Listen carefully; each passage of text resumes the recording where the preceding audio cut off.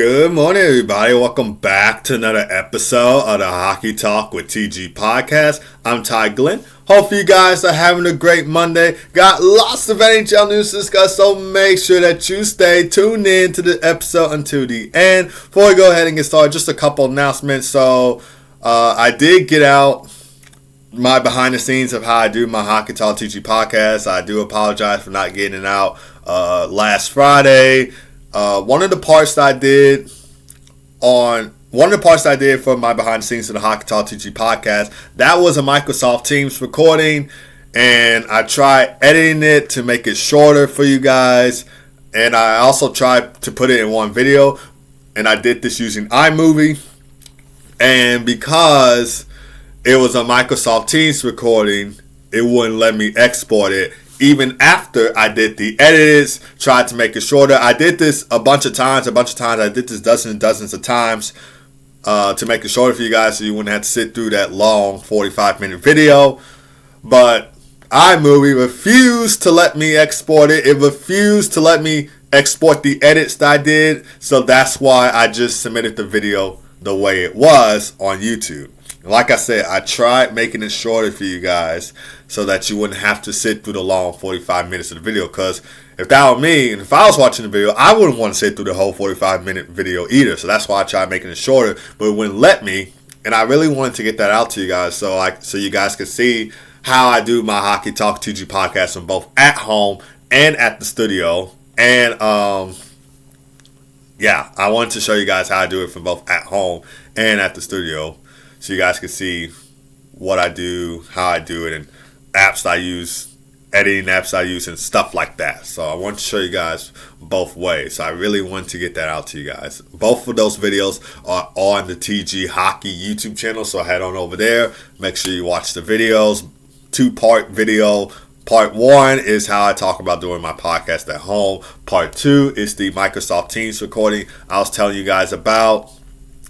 And part 2 was the Microsoft Teams recording. Part 1 is the how I do my podcast at home. Second thing is I put out a day in the life of a Ole Miss Rebels content creator on video on the TG Hockey channel. So as you guys know from my work that I do with the Ole Miss Rebels, the game highlight videos I do on the TG Hockey channel, I did put out a day in the life video of that on the TG Hockey channel, so make sure that you head on over there and watch the video. Next thing is that if you are tuning in to the Hockey Talk TG podcast for the first time listening, first time checking out the podcast, whatnot, whatever the case may be, do me a favor, hit that like, subscribe button on YouTube. And if you are listening on Spotify, Apple Podcasts, or iHeartRadio, make sure that you are following the Hockey Talk with TG podcast on there. We are with you guys every Monday, Wednesday, and Friday from 11:30 a.m. to noon Central Time, 12:30 p.m. to 1 p.m. each time. So make sure to hit that follow button, hit that like button, hit that subscribe button, hit that notification bell button, so you can stay up to date on the latest episodes of the Hockey Talk TG podcast and the latest hockey news going around the league. And like I said on the behind the scenes video I did, the Hockey Talk TG podcast, it can be any hockey news that doesn't have to do with NHL, like World Juniors, AHL, college hockey, and other news like that. World Juniors is coming up. Usually it runs from after Christmas all the way to, I believe, the 5th of January. So I'm going to be talking about that on the Hockey Talk TG podcast and so much more hockey news. So make sure that you are following the Hockey Talk TG podcast, whether that be on YouTube, Spotify, Apple Podcasts, or iHeartRadio. And make sure to share one of these. Make sure to share each episode that I do of the Hockey Talk TG podcast. So any friends, family, or other relatives that you may have that are hockey fans that have not heard of the Hockey Talk TG podcast, they can come tune in and listen in to each episode that I do. But without further ado, let's go ahead and get started to the NHL news for today. So Jack Eichel scores the overtime game-winning goal in the Golden Knights' 3-2 overtime win over the New York Rangers at Madison Square Garden on Sunday. He scored late into overtime, 8 seconds remaining in OT to win the game for Jack Eichel. That goal came after a defensive zone faceoff win by Brett Howden, and a neutral zone bank pass from Shea Theodore, and then Jack Eichel outraced the defenders, slipped the puck past Jonathan Quick for the overtime game-winning goal, and Vegas moves to 14-6-8 of the season. They won 4 in a row, matched the season high following their 4th straight win, and they complete their season series sweep over the New York Rangers, both coming in 3-2 victories. Of course, one of them being an overtime victory, this one, and then I think the other one was I think that was an October-November game in Vegas. That also being a 3-2 victory. Brett Howden scored for Vegas as well, scored 36 seconds into the game. That goal came off a turnover by a New York Rangers defenseman in their own zone. Tomas Hertl tied the game late in regulation, scored 51.3 seconds left in regulation to force overtime. Mark Stone, he had 2 assists in the win, while Carter Hart made 21 saves on 23 shots faced the net. Carter Hart looking like he never left the NHL. He's won his first 2 starts since coming back to the NHL. He last played in the 2023-24 NHL season. That was with the Philadelphia Flyers at the time. So he's looking like he never left. He's looking really good for the VGK Vegas Golden Knights. For the Rangers, Mika Zibanejad and Alexis Lafreniere scored for the Rangers, both goals coming in the second period. Mika Zibanejad tied the game early in the second, 9 minutes and 8 seconds in. And then shortly after, Alexis Lafreniere gave the Rangers a 2-1 lead at 13 minutes and 1 second of the second period. Jonathan Quick made 26 saves on 29 shots faced the net. And the Rangers have lost back-to-back games in OT, both being 3-2 losses. And they faced off against the Avalanche in overtime on Saturday. Nathan MacKinnon with the overtime game-winning goal. And the Rangers moved to, or dropped, since they lost, dropped to 15-12-4 of the season. So their 6-7 weekend didn't go so well, unfortunately. But they will head to the Windy City to face the Chicago Blackhawks on Wednesday at 6:30 p.m. Central Time. That will air on TNT, True TV, and HBO Max. Hopefully, Blackhawks can win this one after their 6-7 weekend and go so well, which I will get into them talk about their games against the Ducks and Kings later on throughout this episode of the Hockey Talk TG podcast, so stay tuned for that. As a Blackhawks fan, really tough to see how the Blackhawks went during their 6-7 weekend. For the Golden Knights, they continue their 5-game road trip against the New York Islanders on Tuesday at 6 o'clock p.m. Central Time. That game will air on TNT and HBO Max for you guys to watch. Moving on to the Florida Panthers and Islanders game. So the Florida Panthers scored 4 goals in their 4-1 win over the New York Islanders. And Florida moves to 14-12-2 of the season. They end their 5-game homestand with a 2-3-1 record. Back-to-back wins on the 6-7 weekend. The win, of course, they won 7-6 in overtime against the CBJ Columbus Blue Jackets. And, of course, Sam Bennett was being interviewed after, and he did the little 6-7 that the kids are doing these days. That trend has become such a big trend since I would say that trend started blowing up in my sophomore year of college. I believe it was sophomore year of college. Right now, I'm a junior, so it was either my sophomore year or the start of my junior year. I don't know. But that trend became a big thing. So the Panthers, it was actually their 6-game homestand, not 5-game homestand, but they closed out their 6-game homestand with a 2-3-1 record. Carter Verhaeghe scored for the Florida Panthers in this one. Ubis, Balkananis, Seth Jones, and Sam Reinhart had the other goals for Florida, while Daniel Tarasov made 20 saves on 21 shots faced the net. And for the New York Islanders, Matthew Barzal scored the long goal for New York, scored on the backhand, 9 minutes and 3 seconds in the second period. Of course, the puck deflected off of Panthers defenseman Gustav Forsling and into the net. David Riddick made 26 saves on 29 shots faced the net, and the Islanders' 3-game win streak comes to an end, and they drop to 16-11-3 of the season. They return home to start a 3-game homestand against the VGK Vegas Golden Knights on Tuesday at 6 o'clock p.m. Central Time. That game will air on TNT and HBO Max. The Panthers start a 4-game road trip in Utah in Salt Lake City against the Mammoth on Tuesday at 8 o'clock p.m. Central Time. All right, now let's talk about the return of the Heritage Classic. So, during the 6-7 weekend, the NHL announced the return of the Heritage Classic for 2026 between the Winnipeg Jets and the Montreal Canadiens this past weekend. And they said that this game will be on Sunday, October 25th of 2026. Heritage Classic usually happens every October based on, my experience, based on past experience of what I saw from past Heritage Classics. It usually happens every October.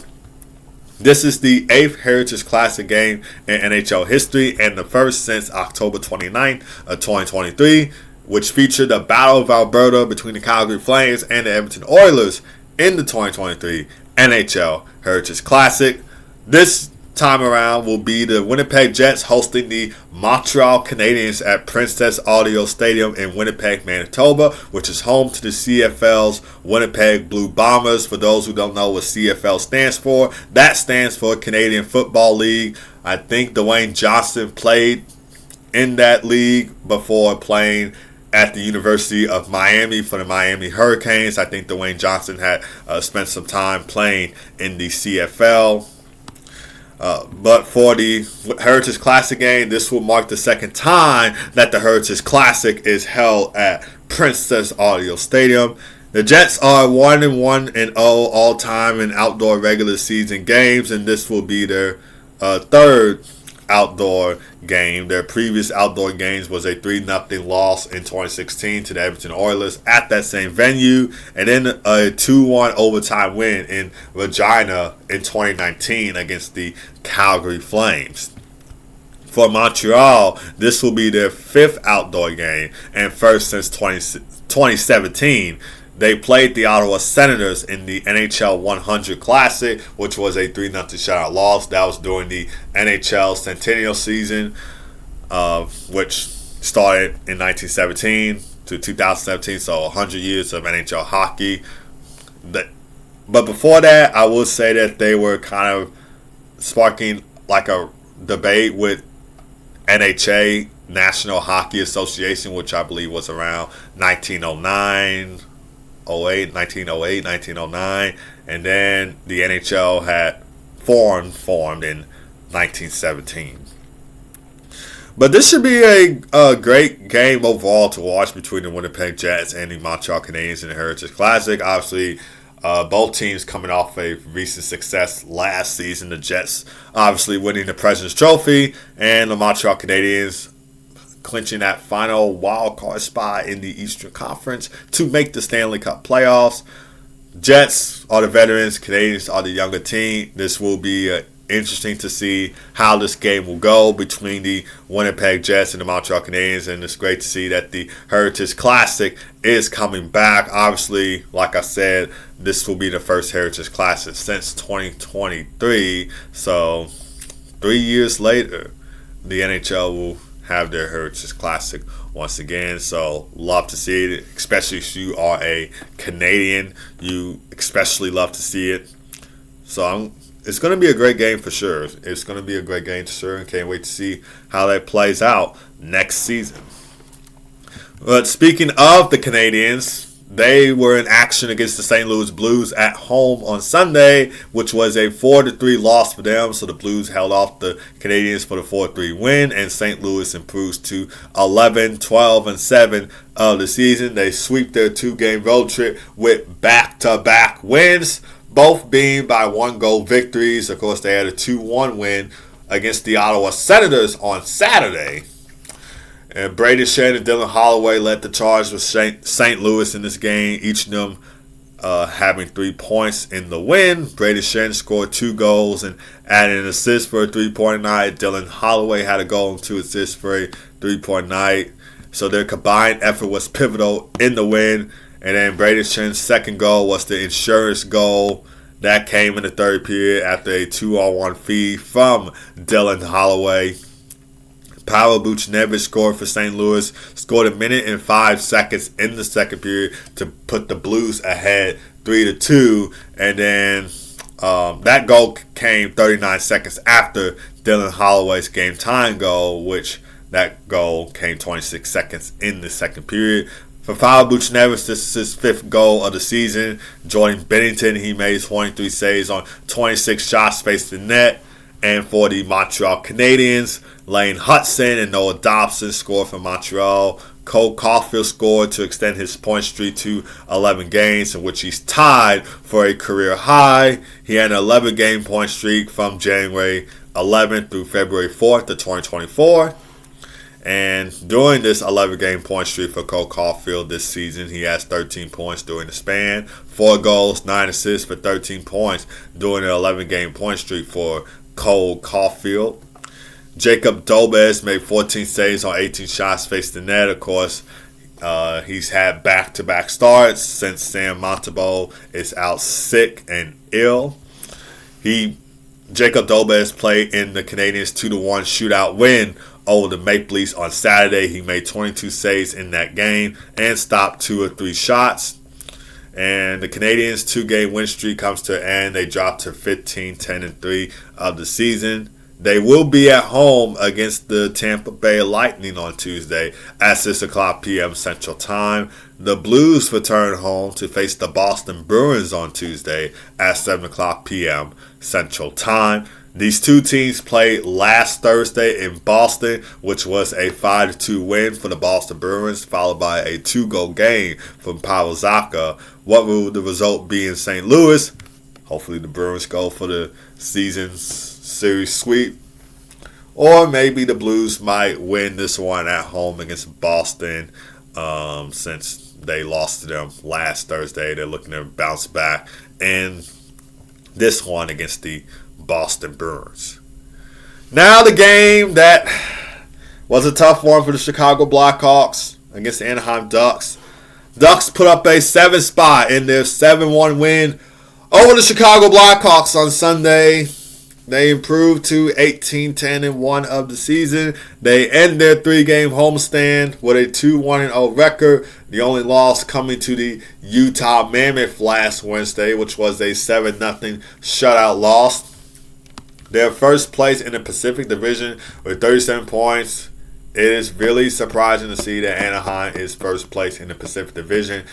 Joe Quenneville's really turned this team around. Last year, Anaheim had a great second half of the season. Now this year, they're surprising everybody.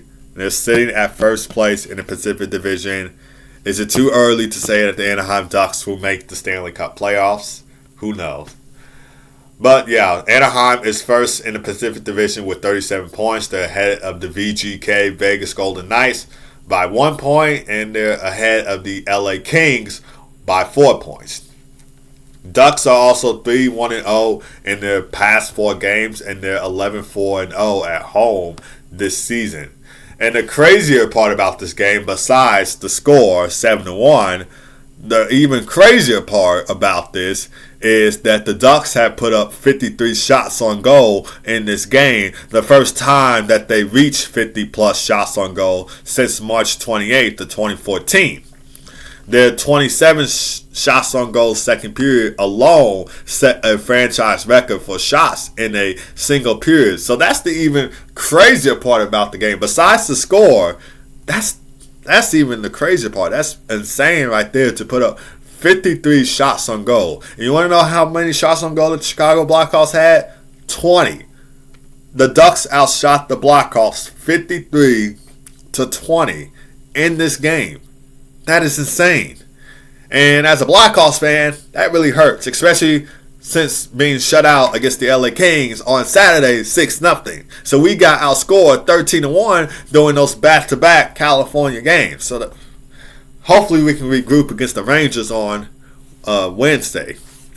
Yeah, going back to the Ducks, though, Leo Carlsson and Beckett Seneca led the charge for them. Of course, Leo Carlsson had a 2-goal game, and Beckett Seneca had a goal and assist for a 2-point night. Beckett Seneca has now earned points in 10 of his past 11 games, showing how quickly he's emerged as a real offensive factor. But that wasn't all. The Ducks had more goals from Mason McTavish, who got into it with Connor Bedard in their last game in Chicago in the final seconds of the game, where the Blackhawks had that 5-3 comeback win over the Anaheim Ducks. But this game was an entirely different story. Yeah, Mason McTavish, Alex Killorn, Jacob Trouba, and Frank Vatrano scored for the Ducks. And plus, some of the Ducks playmakers were also active in this game as well. Carly Gauthier, Chris Kreider, and Ryan Strome each recorded 2 assists. And that second period really changed the tone of this game. I thought this was going to be, I was hoping for this to be another comeback win for the Chicago Blackhawks, especially after being shut out against the LA Kings 6-0 on Saturday. I thought this was going to be another comeback effort, but the Ducks said, we ain't doing that again. And so they ran away with it in the second period. So early in the second period, Mason McTavish sent the lead to 2-0 on the power play, followed by Beckett Seneca's goal that made it 3-0, and then Alex Killorn, which made it 4-0, and then Leo Carlsson that made it 5-0. 5-0 Ducks after the second period. And then they continue on in the third period. Leo Carlsson had another goal, this one coming on the power play 15 seconds into the third period. And then Frank Vatrano had a goal for Anaheim as well. And Ville Husso made 19 saves on 20 shots faced the net. And for the Blackhawks, Tyler Bertuzzi scored the lone goal for Chicago. That goal coming on the power play for his 15th goal of the season. Arvid Soderblom made 46 saves on 53 shots faced the net. He made 39 saves in the first 2 periods alone, and he now has a career high with 46 saves. I was surprised that he was still in net after the Ducks scored 5 goals on the Chicago Blackhawks. I thought head coach Jeff Blashill would make I thought he would put in Spencer Knight in the third period. I thought that was going to be the case since Arvid Soderblom had allowed 5 goals at the end of the second period, but I can understand why he didn't put in Spencer Knight, because Spencer Knight played not yesterday. He played in Saturday's game against the LA Kings. So now Arvid Soderblom got the start in Sunday's game against Anaheim. But yeah, tough 6-7 weekend for the Chicago Blackhawks. And as a Blackhawks fan, it really did hurt this season. And also you had the Chicago Bears losing yesterday against their arch rivals, the Green Bay Packers. So that's what even made it more tough as well. You had the Bears. That was a close game, though, against Green Bay yesterday, though. I thought the Bears were going to have another comeback win. But obviously not the case. The Blackhawks, I thought they were going to have another comeback win against the Ducks, just like they did last Sunday. But the Ducks said, nah, not doing it again. And they absolutely demolished the Blackhawks in this game, 7-1. But the Blackhawks, doesn't get any worse for them, as they have now lost their back-to-back road games. Like I said before, they lost 6-0 to the LA Kings on Saturday, outscored 13-1 in those back-to-back games. 2-6-2 in their last 10 games, and they dropped to 12-11-6 of the season. Hopefully, they can regroup and win against the New York Rangers on Wednesday at 6:30 p.m. Central Time. That will be a TNT game for you guys to watch. And the only reason why I'm saying hopefully is because the Rangers have been the best team on the road this season with a 12-4-1 record. The Rangers are a tough team on the road, to beat. They're not as good at home as they are on the road, so that's going to be an even tough matchup for the Chicago Blackhawks. But hopefully they can recover from their road games in California and get back in the win column against the Rangers. And then maybe, just maybe, we can go on a little bit of a win streak. But yeah, Rangers, Blackhawks in the Windy City on Wednesday at 6:30 p.m. Central Time. That game will air on TNT, True TV, and HBO Max for you guys to watch. The Ducks start a 5-game road trip in the Steel City against the Pittsburgh Penguins Tuesday at 6 o'clock p.m. Central Time. Other games from the Sunday slate, the Avalanche hold off the Philadelphia Flyers with a 3-2 win in the city of brotherly love on Sunday. Flyers tried to make a comeback after being down 3-1 to the Avalanche, but it wasn't enough. The Sharks, surprisingly, win against the Carolina Hurricanes 4-1 on Sunday. The Dallas Stars defeat the Pittsburgh Penguins 3-2 in the shootout. Yesterday, huge comeback win for the Dallas Stars. Of course, Miro Heiskanen had the game-tying goal late in the third period with 1 minute and 49 seconds remaining. Mikko Rantanen with the shootout game-winning goal. And Dallas extends their point streak to 10 games in which they are 8-0-2 during the span. And then the Washington Capitals shut out the CBJ Columbus Blue Jackets 2-0. Logan Thompson with a 39 save shutout. NHL games on the slate for today. There's only 5 NHL games on the slate, starting with the Tampa Bay Lightning taking on the Toronto Maple Leafs at 6:30 p.m. Central Time. This will air on NHL Network for Americans, and to my fellow Canadians up in Canada, this will air on Amazon Prime for you guys. And then we got the LA Kings taking on the Utah Mammoth at 8 o'clock p.m. Central Time, followed by the Buffalo Sabres taking on the Calgary Flames at 8 o'clock p.m. Central Time. And then we got the Detroit Red Wings taking on the Vancouver Canucks at 9 o'clock p.m. Central Time. And then we got the Minnesota Wild taking on the Seattle Kraken at 9 o'clock p.m. Central Time. But that's going to do it for this episode of the Hockey Talk TG Podcast. Thank you guys for tuning in as always. Don't forget to hit that like, subscribe button on YouTube. Make sure that you are following the Hockey Talk TG Podcast on Spotify, Apple Podcasts, and iHeartRadio. Make sure to check out those behind-the-scene videos of how I do my Hockey Talk TG Podcast from at home and at the studios. Worth the watch. Want to show you guys how I do my podcast. You guys can see all the editing and things I have to do before I publish my Hockey Talk with TG podcast. Also, make sure to check out that Day in the Life Ole Miss Rebels hockey content creator video on the TG Hockey channel. It's basically behind the scenes of how I prepare for Ole Miss Rebels games during game day. Also, the month of December is here. Make sure to get your copies of my books. Unfortunately, I don't have them with me right now, but I have shown it before in the past videos I've done on the TG Hockey channel. Rising Up, a young player's journey to the NHL. Slapshot struggle story of our middle school hockey team. From icebergs to ice kings. My top 10 Chicago Blackhawks moments, based on my own perspective and honor the Chicago Blackhawks centennial season. Make sure to get your copies of my hockey books on Amazon. It will really make a great Christmas present for you and your kid. It's at an affordable price as well, under $15. Make sure to get them today on Amazon. The links for those books will be in the description for this episode of the Hockey Talk TV podcast. Like I said, it's at an affordable price. It will be a great Christmas present for you and your kid. And yeah, hopefully you guys have a great rest of your day. Keep God first as always. Be blessed. I'll see you guys on Wednesday for another episode of the Hockey Talk TG podcast. Take care.